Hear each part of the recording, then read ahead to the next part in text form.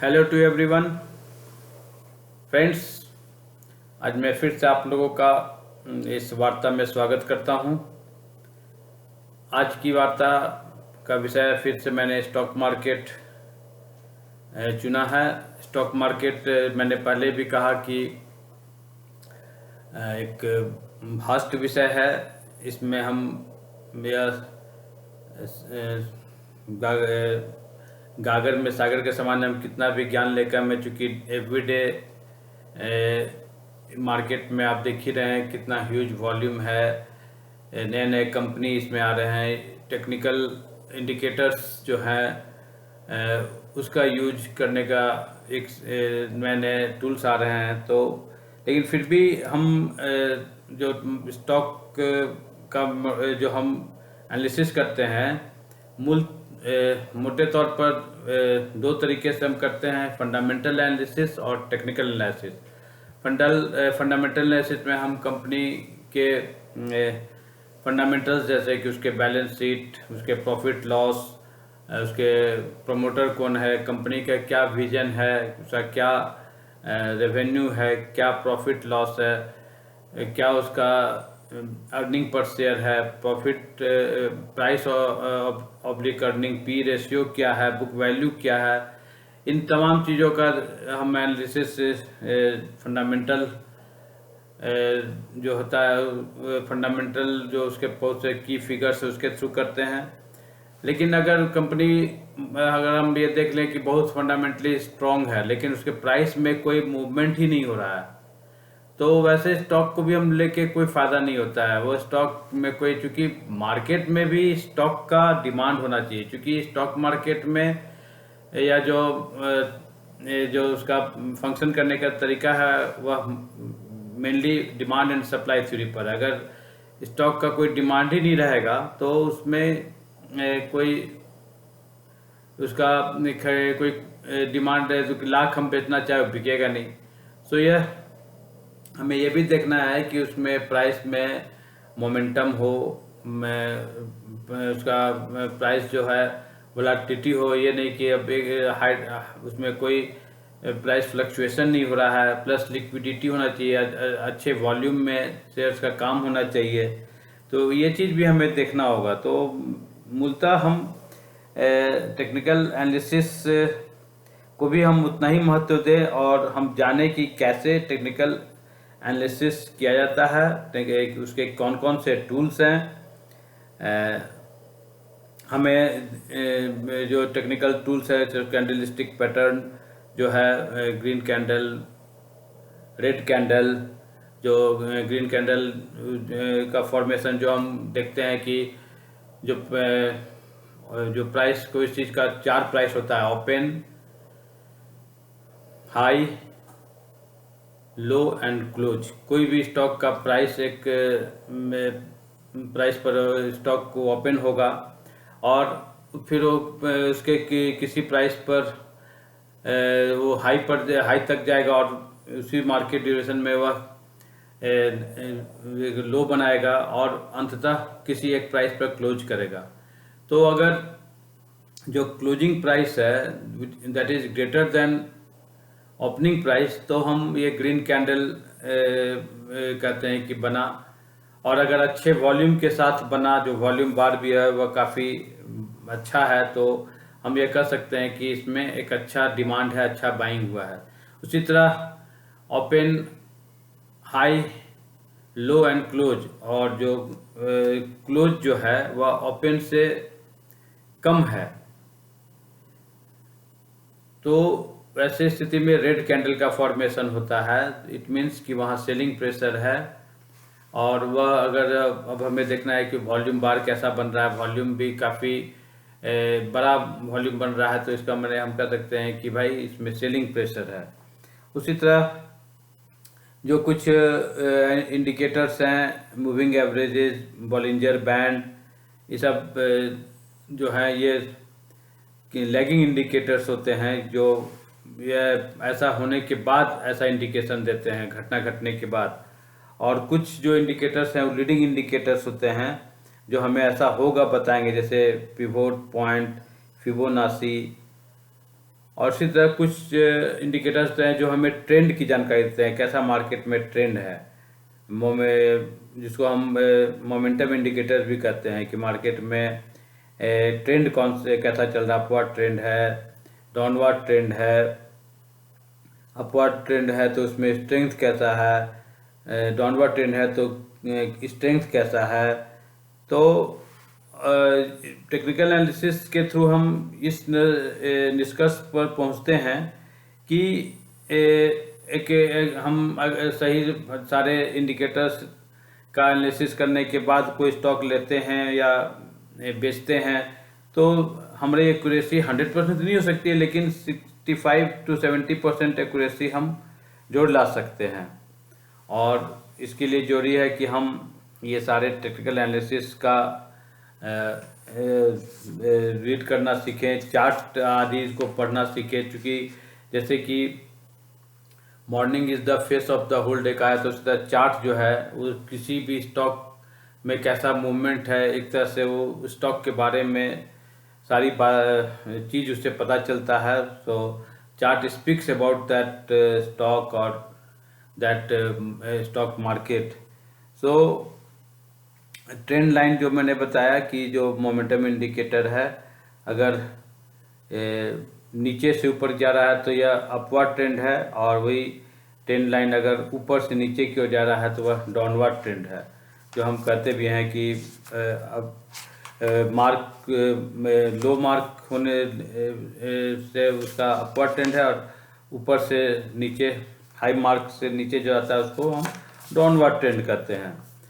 अब बेसिकली बहुत से इंडिकेटर्स होते हैं वे मोमेंटम देखने के लिए, लेकिन RSI स्ट्रेटेजी जो है वह एक सफल स्ट्रेटेजी है। तो मैं इसको थोड़ा सा इसके बारे में डिटेल से थोड़ा चर्चा करूँगा। RSI स्ट्रेटेजी जो है उसके थ्रू हम long term, medium term, short term सभी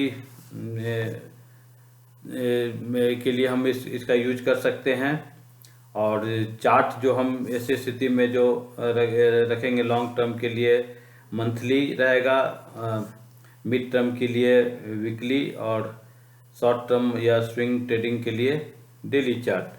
सो ये RSI जो है वह अगर हम इसको जाने कि इसका क्या है, डेली, वीकली, मंथली का हम एनालिसिस करना सीखें, तो इसके थ्रू हम हालांकि एक अच्छा एनालिसिस कर सकते हैं कि यह स्टॉक बाइंग करना है या इस पर सेल करना है। नॉर्मली RSI के लिए लोग 30/70 जो लेवल है उसको यूज करते हैं। अगर कोई स्टॉक 70 के आसपास चल रहा है तो यह इंडिकेट करता है कि ओवर बॉट है ये, और वह अगर कोई स्टॉक 30 के आसपास चल रहा है तो हम मानते हैं कि यह ओवर सोल्ड है, मैंने इसमें काफ़ी ज़्यादा सेलिंग है। लेकिन अब हम 70 के लेवल पर लेंगे तो हमें फिर आगे उतना फ़ायदा नहीं मिलेगा, और 30 के आसपास में हम अगर यह सोचे कि ओवर सोल्ड है और बेचेंगे तो हमें नुकसान होने का डर रहेगा। तो दोनों केस में हमें एक बेटर लेवल है 40/60। तो अगर हम 40 और 60 जो RSI का लेवल को हम यूज करें तो वह हमें दोनों तरफ, अगर 60 के आसपास हम देख रहे हैं कि कंटिन्यूस 60 के लेवल के आसपास वो जा रहा है, तो इस पे और कंटिन्यूस वो टच कर रहा है तो हम ये मान सकते हैं कि इसके बाद इसमें स्ट्रेंथ है, वह ऊपर की ओर जाएगा। वह अगर कोई स्टॉक बार बार 40 के लेवल को टच कर रहा है तो हम यह माने कि वह स्टॉक में वीकनेसेज है, वह 40 को बार बार टच कर रहा है। तो वैसे स्टॉक में हम सेलिंग की शॉर्ट पोजीशन की ओर जा सकते हैं। सो हम एक तरह से यह देखें कि अगर मार्केट में बुलिश मार्केट है और तो अगर वह 40 से 80 के लेवल में अगर है तो वह बुलिश मार्केट को इंडिकेट करता है, और अगर वही बेयरिश मार्केट है तो हम 60 से 30 के लेवल को हम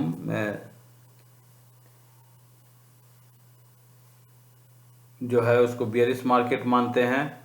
और जब बियरिश मार्केट जब रहता है तो उस समय अगर 60 के लेवल को वह कभी क्रॉस ही नहीं कर सकता है, क्योंकि ये बियरिश मार्केट है तो 60 के RSI 60 के लेवल को क्रॉस ही नहीं करेगा। और वही अगर बुलिश मार्केट है तो जो RSI लेवल है वह 40 को ब्रेक भी नहीं करेगा। तो ये कुछ इंडिकेशंस है जिसको हम नोट डाउन कर सकते हैं।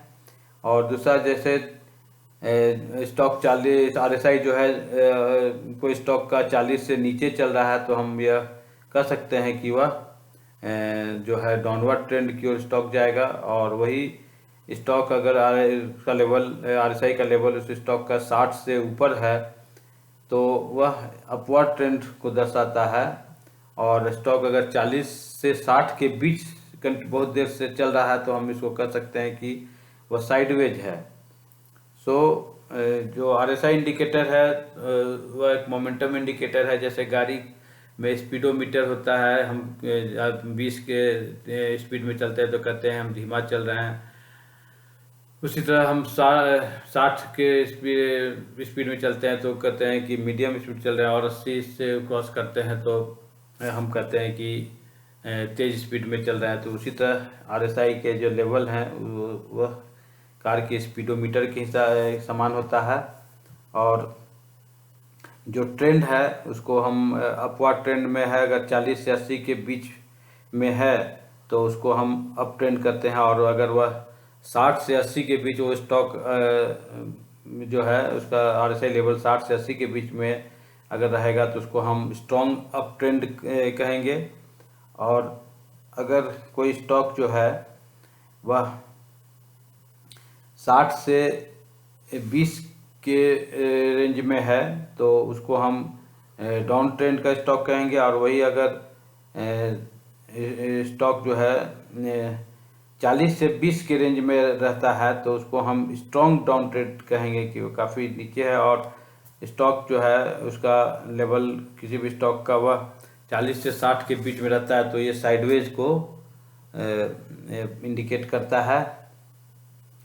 और दूसरा कुछ हम जैसे कि एक चार्ट में जो 3 तरह का हम नॉर्मली मैंने पहले भी चर्चा किया कि लॉन्ग टर्म के लिए हम मंथली लेते हैं, शॉर्ट मीडियम टर्म के लिए वीकली, और शॉर्ट टर्म या स्विंग पोजीशन के लिए पोजिशनल के लिए हम डेली चार्ट लेते हैं।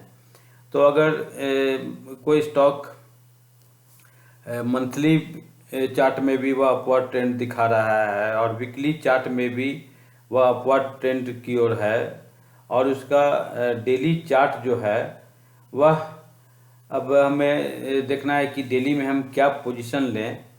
तो उस केस में हमें देखना होगा कि भाई ठीक है, डेली में वह अपवर्ड की ओर नहीं जा रहा है लेकिन नीचे भी नहीं गिर रहा है, सर्टेन 40 के लेवल पर आके वह फिर से ऊपर उठ जा रहा है।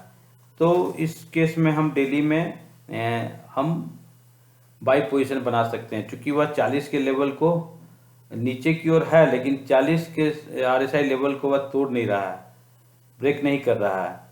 तो उस केस में हम बाइंग पोजीशन, लॉन्ग पोजीशन हम बना सकते हैं, क्योंकि हम बाकी जो उसका लॉन्ग टर्म जो मंथली चार्ट है या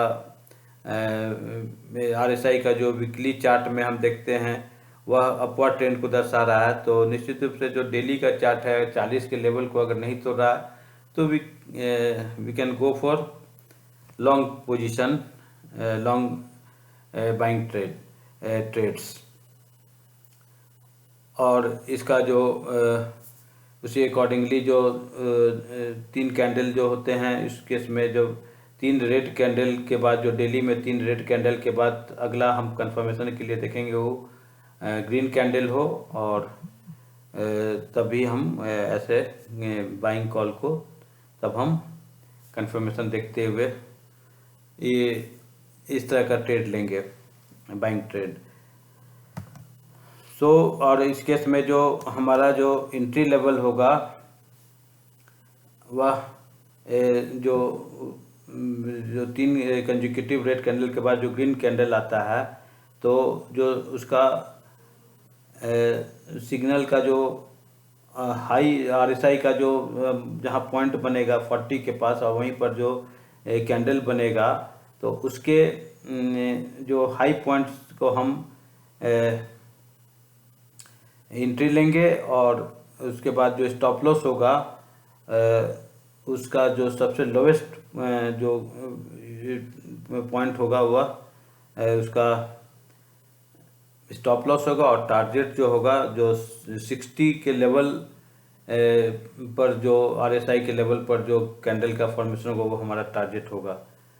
सो यह इसी तरह से हम सेल पोजीशन भी आरएसआई को देख के हम में ट्रेड ले सकते हैं। जैसे उस केस में हमें देखना होगा कि जो मंथली चार्ट है, और मंथली चार्ट में जो आरएसआई है वह डाउनवर्ड ट्रेंड की ओर हो। वीकली चार्ट में भी स्टॉक जो है डाउनवर्ड ट्रेंड दिखाए, और डेली चार्ट में भी हम भले स्टॉक ऊपर की ओर जा रहा है, लेकिन 60 की जो ऊपर 60 के लेवल को अगर वह तोड़ नहीं पा रहा है, और उसके बाद एज ए कंफर्मेशन हम 3 रेड कैंडल, 3 ब्लू कैंडल के, 3 ग्रीन कैंडल के बाद एक रेड कैंडल कंफर्मेशन का जो हमें मिले, तो उसके बाद हम शॉर्ट सेल का पोजीशन ले सकते हैं। और इस केस में भी हम यह ध्यान रखें कि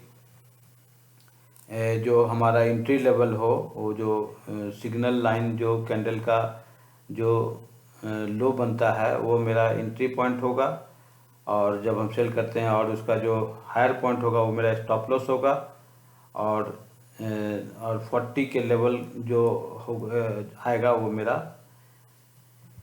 टारगेट होगा। तो और दूसरा चीज़ हम ये ध्यान रखेंगे कि ये ट्रेड लेने के पहले कि मंथली आरएसआई जो है वह मेरा 40 के बिलो हो, और वीकली आरएसआई भी 40 के बिलो हो, और डेली आरएसआई जो है वह 60 को तक ऊपर में जा रहा है, लेकिन उसको तोड़ नहीं पा रहा है, उससे ऊपर नहीं उठ पा रहा है। तो ऐसे केस में हम शॉर्ट सेल पोजीशन ले सकते हैं। उसी तरह हम जो चार्ट का हम ये जो मैंने बताया कि जब हमारा लॉन्ग टर्म का ट्रेड जब हम लेते हैं, तो चार्ट के लिए हमारा जो मंथली, वीकली और डेली चार्ट हम लेंगे, तीनों में अगर वह ऊंचा में चल रहा है, तीनों बढ़ते हुए क्रम में है, तो हम लॉन्ग टर्म के लिए पोजीशन लेंगे। उसी तरह स्विंग ट्रेडिंग के लिए हम जो यूज करते हैं, उसमें हम वीकली को हम पहला क्राइटेरिया बनाएंगे, फिर डेली रखेंगे, और उसके बाद हम आवरली रखेंगे स्विंग ट्रेडिंग के लिए। उसी तरह इंट्रा डे के लिए मेरा जो रहेगा मेन डेली, और उसके बाद आवरली, उसके बाद 5 मिनट 15 मिनट का जो कैंडल होगा वह मेरा नेक्स्ट ट्रेड के लिए कैंडल होगा। अकॉर्डिंगली हम ट्रेड करेंगे। तो ये 3 जो मैंने बताया,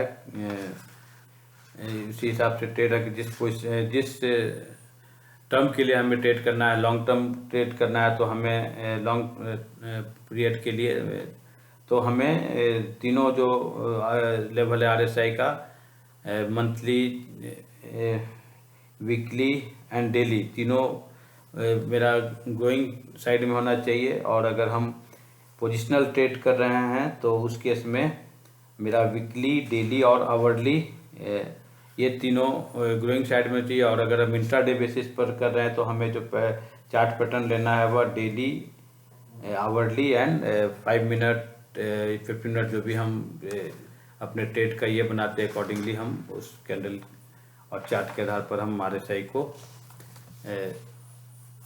चुनेंगे। और दूसरा कुछ अलग से हम और भी कंफर्मेशन इंडिकेटर्स को हम यूज कर सकते हैं, जिसके आरएसआई को तो हम ले ही, जो ट्रेंड फॉलोइंग और मोमेंटम इंडिकेटर है। हम दूसरा कुछ जैसे कि 5-6 और ऐसे स्ट्रॉन्ग इंडिकेटर्स हैं जिसका हमें एज ए कंफर्मेशन लेना पड़ेगा। जैसे कि प्राइस, अगर आप ये देखें कि वह लोअर लो और लोअर हाई बना रहा है, जिसको मीन्स ये प्राइस जो है नीचे की ओर जा रहा है। और उसी तरह कैंडल स्टिक पैटर्न, अगर रेड कैंडल फॉर्मेशन हो रहा है तो यह नीचे दिख रहा है। वॉल्यूम भी हम इसी तरह से वॉल्यूम का बार जो हाई है या छोटा बार है, ये भी हमें दर्शाता है कि अगर रेड कैंडल के साथ हाई वॉल्यूम बन रहा है तो यह वीकनेस है, या ब्लू कैंडल के साथ हाई में वॉल्यूम बार बन रहा है तो यह बाइंग स्ट्रेंथ दिखा रहा है। उसी तरह मोमेंटम इंडिकेटर्स जो होते हैं, RSI, मूविंग एवरेज आदि जो हैं, और उसी तरह वोलाटिलिटी, जो वोलाटाइल कितना है स्टॉक में, वो चीज़ हम बॉलिंजर बैंड, ATR इंडिकेटर या PCR जो है पुट कॉल रेशियो आदि से हम वोलाटिलिटी को देख सकते हैं। और उसके बाद फिर सेंटिमेंट है कि मार्केट में सेंटिमेंट कैसा चल रहा है। ये कभी कभी सेंटिमेंट बहुत बड़ा फैक्टर होता है, जो कि यहाँ हम इसको उतना एनालिसिस नहीं करते हैं, इसको हम उतने ट्रेंड और ट्रेड के लिए कंसीडर भी नहीं करते हैं। लेकिन बड़े बड़े जगहों में जैसे यूरोप में, US में, इन सब चीज़ों का भी, सेंटिमेंट इंडिकेटर्स का भी यूज किया जाता है। तो इसी के साथ मैंने जो कुछ फंडामेंटल के बारे में बताया, उसका खास मैं ये आज चर्चा की टेक्निकल एनालिसिस और उसके क्या क्या इंडिकेटर्स हैं। और मेनली मैंने रिलेटिव स्ट्रेंथ इंडेक्स जो मोमेंटम इंडिकेटर है, वो ट्रेंड बताता है, तो उसकी मैंने चर्चा की। इसी के साथ स्टॉक मार्केट पर मैंने ये जो डिटेल डिस्कशन मैंने मोमेंटम इंडिकेटर्स और टेक्निकल एनालिसिस पर किया, उसको मैं समाप्त करता हूँ। मैं आशा करता हूँ कि आप लोग के लिए काफ़ी इंफॉर्मेटिव और यूजफुल रहा होगा। इसी के साथ मैं आप सबका धन्यवाद करता हूँ। Thank you very much.